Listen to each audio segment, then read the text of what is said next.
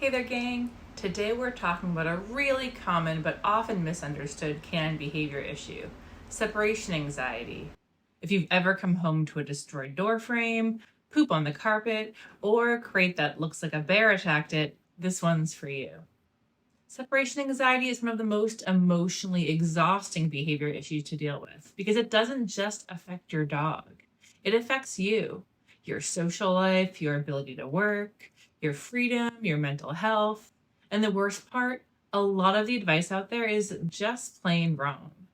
So I want to start out by saying, I see you. I've been there. Pirate, the first dog I ever fostered, had extreme, severe separation anxiety. He would bark and cry the very second I left. This was many years ago, before I was a dog trainer and back when I lived alone in a small apartment. My genius solution at the time was to just not leave my apartment. I'm sure you can imagine how that ended. I became severely depressed. I really wish I had known then what I know now about separation anxiety, after working as a dog trainer and seeing what does and doesn't work.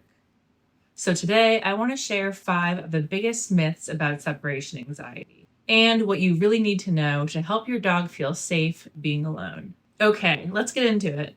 Myth number 1, you coddled your dog too much. That's why they have separation anxiety. This one drives me absolutely crazy.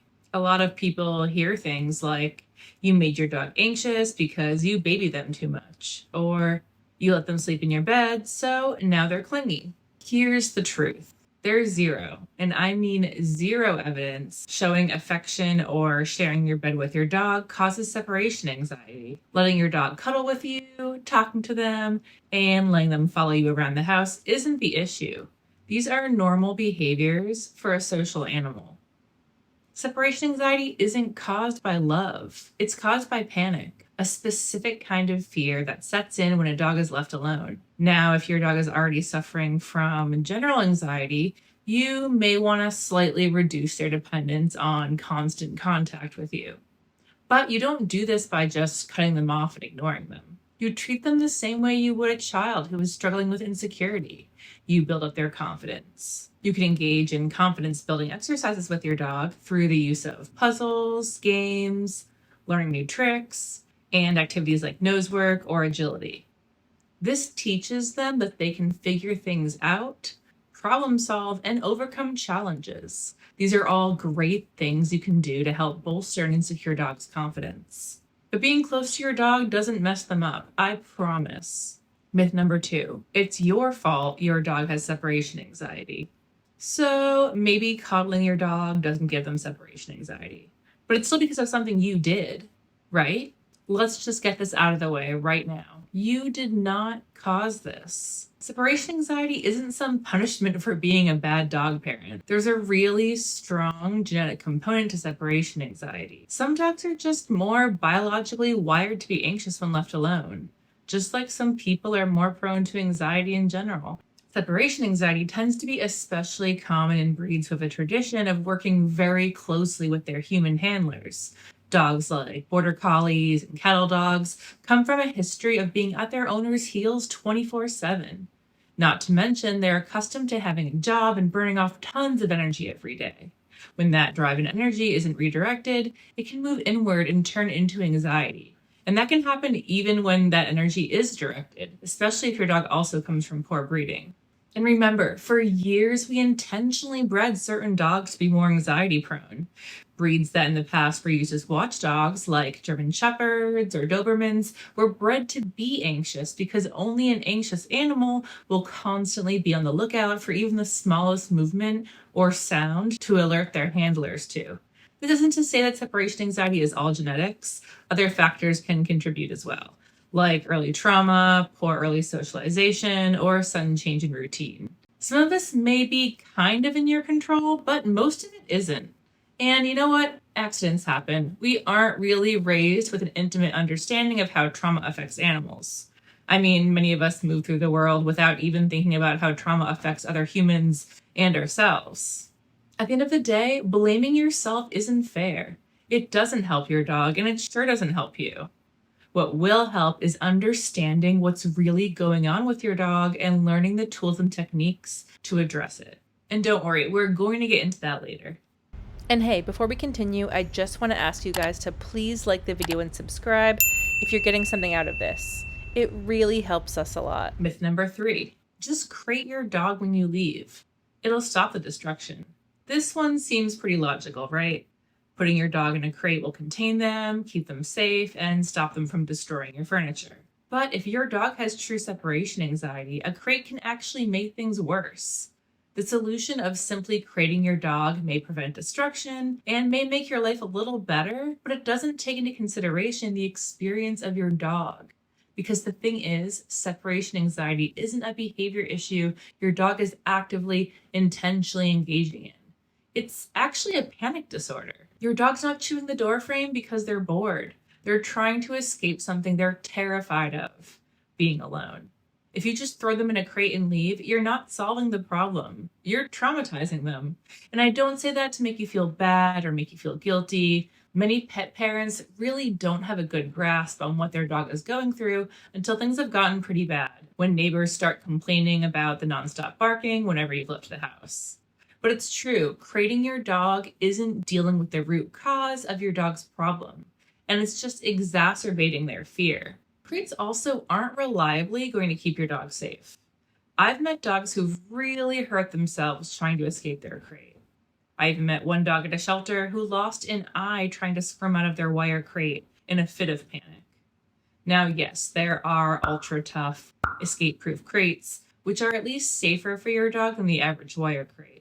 But again, your dog is still experiencing total panic and terror when you leave, and the crate isn't addressing that at all. In fact, locking a dog with separation anxiety in a crate can really poison the crate for your dog, and you may have a much tougher time ever getting your dog to feel safe in the crate again. That's why when you start with an appropriate separation anxiety training protocol, which we're going to get into in a bit, you're going to want to use something like an X-Pen or doggy gates instead of a crate. For many dogs who have separation anxiety, the crate is just going to have such a negative association at a certain point that you can't really even work with it anymore. Don't worry though, X-Pens are awesome and are great for keeping your pup contained while giving them more space to move and stretch. I actually don't really understand why they aren't more common. They really are much more humane than crates and are totally customizable. Myth number 4, my dog pooped in the house because he's mad at me for leaving him. I hear this one a lot. Many people are convinced that their dog is revenge pooping when they leave a little gift for you when you've been out of the house for a while. Let's bust this one once and for all. Dogs don't really do revenge. That accident by the door, it's probably not revenge, it's anxiety. When dogs panic, their bodies go into full fight or flight mode, and that can mean panting, pacing, barking, and yes, losing control of their bowels. These misunderstandings happen a lot because as humans, we generally don't make much of an effort to speak dog. And I don't mean learning to bark at the perfect frequencies to tell our dog something. I mean we don't make an effort to learn dog body language. Because you see, as humans, we are extremely verbal. We've relied primarily on verbal language to communicate. But dogs aren't like that. They rely much more on body language to communicate. Taking on the effort to learn even some basic dog body language can do absolute wonders for your relationship with your dog.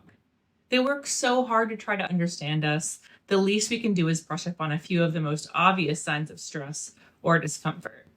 Lip licking, yawning, and whale eye are some of the most obvious stress signs we can look for. And unfortunately, once you know what to look for, you may see more signs of stress in your dog than you'd like. For example, I notice my dog often yawns and licks his lips when I go to hug him. Does this hurt my feelings? Yeah, a little bit. But it makes me happy to know that I can understand his boundaries and conduct myself in a way that will keep him happy and feeling safe. And just to be clear, this doesn't mean I don't ever hug my dog. I just try to keep it brief and don't overdo it.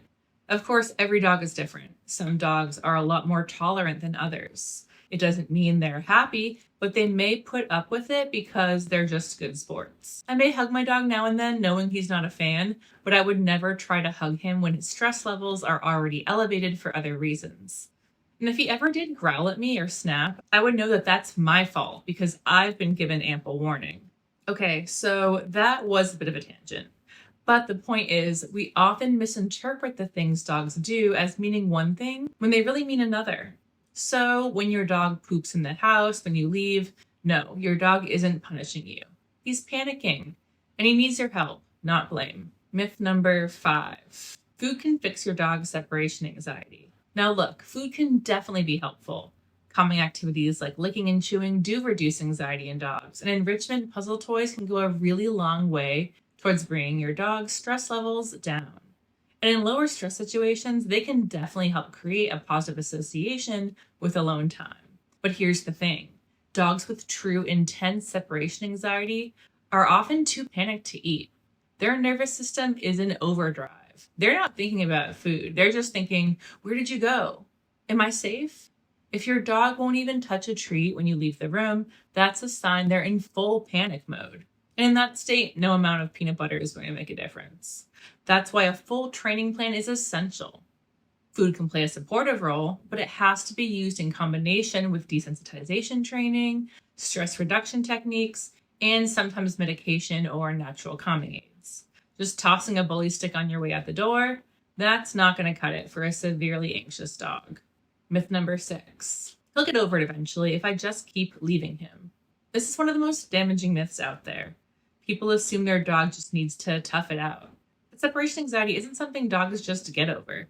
In fact, repeated failed absences, when your dog panics when you're gone, actually make the problem worse over time. This is because fixing your dog's separation anxiety isn't about simple exposure. It's about desensitization. That means teaching your dog, gradually and systematically, that being alone is safe, starting with just a few seconds or whatever the dog can handle and building up from there. This is the exact process I walk you through in our separation anxiety course, because this stuff is complicated and winging it usually backfires. And for dogs with severe separation anxiety, you often need more guardrails in place to make sure your separation anxiety training works effectively. Some dogs end up with such an insanely high baseline level of stress that training can't really take hold. They're too stressed to absorb anything new, just like you wouldn't do well trying to take a math test while a fire alarm is blaring in your ear the whole time, and while the far corner of the room is actively on fire. To set your dog up for success, you need to manage the environment to prevent panic, use enrichment and calming routines. In some cases, consider medication or supplements to reduce baseline stress. This is something you'll want to talk to your vet about. All of this is baked into our course's training roadmap, because desensitization only works if your dog is calm enough to actually learn. Myth number 7. There's nothing you can do. It's just who they are. This one really breaks my heart. I know it can feel hopeless, especially when your life starts revolving around your dog's anxiety. I've been there. I barely left the house. I felt stuck and guilty all the time. But I want you to know separation anxiety is treatable. With the right plan and patience, you can help your dog feel safe again. It's not easy, but it does work. That's why I created Left Alone, Solutions to Separation Anxiety, an online dog training course with a complete step-by-step program to help your dog feel safe being alone again. If you're struggling with a dog who has separation anxiety, you don't have to do this alone. And you definitely don't have to keep guessing on what will actually help your dog or just drain your energy. So just click the link in the description to check it out and start helping your dog today. The reason I made this course was to help dogs like Pirate. At the time I fostered Pirate, I didn't know enough to help him and was struggling with my own mental health. I'm happy to say Pirate was eventually adopted into a home that was able to care for him, but I'll never forget how heartbroken and frustrated I was at my inability to help him all those years ago. I hope this video has helped you narrow down some options for how you can help your own dog with separation anxiety, and has helped cut through some of the BS out there. And if you want more guidance, make sure to check out the course. We also have a link to a quiz that will help you figure out whether or not your dog might have separation anxiety. Thanks for watching. Have a great day.